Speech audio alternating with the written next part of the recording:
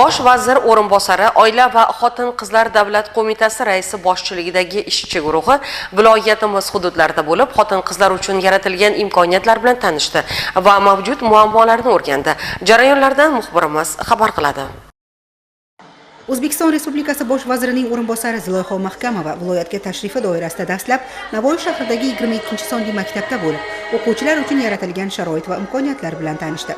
Jamiyatda o'qituvchi nufuzini oshirish, maktab ta'limini rivojlantirish, o'quvchi yoshlarning har tomonlama chuqur bilim olishni ta'minlash borasidagi sa'y-harakatlar natijasi o'laroq bugun o'quvchilar qo'lga kiritayotgan yutuqlarga alohida to'xtalib o'tildi.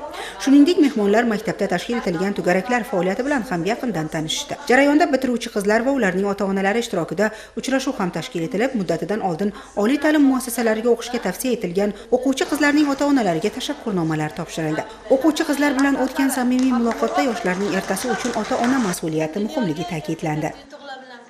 Farzandi orqasida turgan mashaqqat, oliy ta'lim muassasasiga kirishdagi ishtiyoq uchun ota-onaning xizmati beqiyosdir.